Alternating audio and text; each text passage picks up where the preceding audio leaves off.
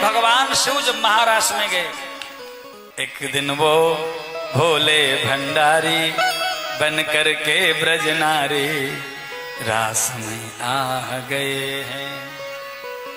पार्वती से बोले मैं भी चलूंगा तेरे साथ में, ऐ है साथ में। राधा संग श्याम नाचे मैं भी नाचूंगा तेरे साथ में, हाँ जी साथ में।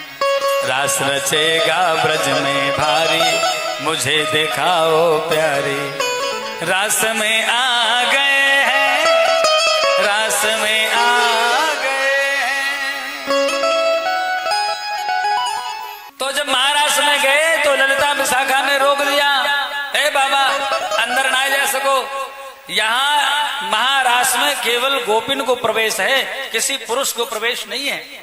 बाबा बोले भैया रास में तो जानो है, कहाँ करें? बोले जाओ, यदि रास में सम्मिलित होने की इच्छा है तो जाओ सामने वो वृंदावन बंसीबट में जहाँ रास हो रहा था, बंसीबट के सामने श्री जी का मंदिर है, यमुना जी के उस पार राधा रानी का मंदिर, मान मंदिर, मान सरोवर, वहां राधा रानी मान करके चली गई थी, रूट करके श्याम सुंदर से। बोले जाओ वहां श्री जी के नेत्रों से प्रकट मान सरोवर है, उसमें डुबकी लगाना तो तुम्हें गोपी भाव की प्राप्ति हो जाएगी।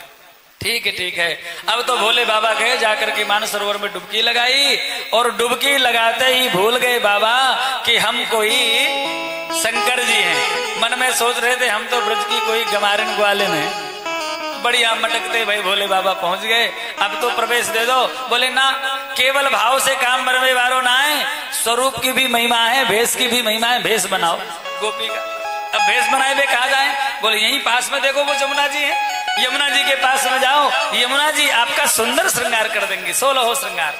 यमुना जी के पास में जाकर के प्रार्थना की है। यमुना जी ने भोले बाबा की जो बड़ी बड़ी जटाएं थी ना, उन जटाओं को यमुना जी ने सुलझाया, और बढ़िया सुलझा करके बेड़ी गूंथ दी, चोटी, आहा क्या सुंदर चोटी, उसी में जूही के, चंपा के, गुलाब के, पुन्नाक के, मोगरा के सुंदर पुष्पों को गूंथ दिया, और सुंदर श्रृंगार जो मैयाओं के श्रृंगार होते हैं ना, लहंगा चुनरी पहना दी बढ़िया, और बढ़िया आला बाला झाला सब पहना दिए, सुंदर नथ पहना दी भोले बाबा को, सुंदर कौंधनी कमर में पहना दी, और सुंदर मोटी मोटी पायल झम झम बजबे बारी, हाँ वो सुंदर बिछुआ, और सुंदर राम जी की इच्छा से श्रृंगार कर दिया, और वो भी लगा दी, वो जो लगाते हैं, अरे ओठों में जो लगावे, हाँ लिपस्टिक, वो भी लगा दी।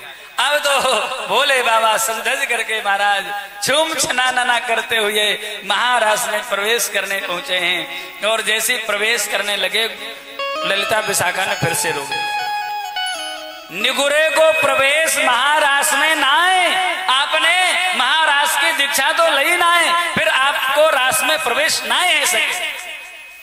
अब दीक्षा लेवे कहा जाए, तब तक रास बंद हो जाएगा, तो कहा जाए आप ही गुरु बन जाओ।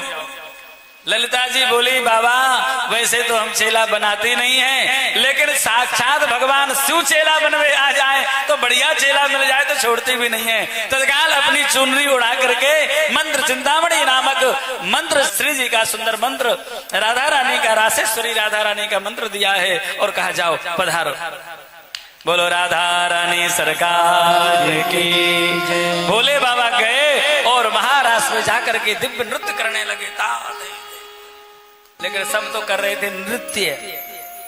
क्या कर रहे थे? नृत्य। और भोले बाबा कर रहे थे नृत्य। नृत्य में और नृत्य में अंतर है। भोले बाबा तांडव नृत्य करते हैं। नृत्य वह होता है जो लय सुर ताल से किया जाए, व्यवस्थित हाँ, और जो भाव आवाज है ना कई बार, तो फिर लय सुर ताल से मतलब नहीं, फिर तो उछटते हैं। हाँ, तो ऐसे ही भोले बाबा के अंदर भाव आया, उछटे।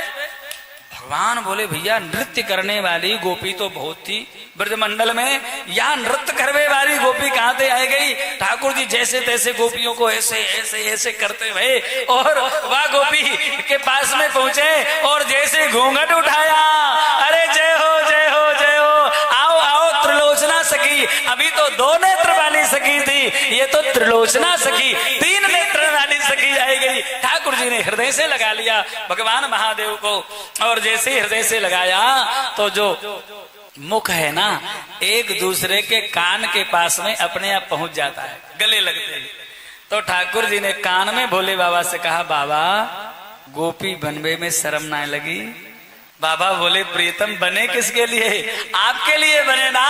अरे आपके लिए गोपी क्या, हमें कुछ भी बनना पड़े हमें स्वीकार है।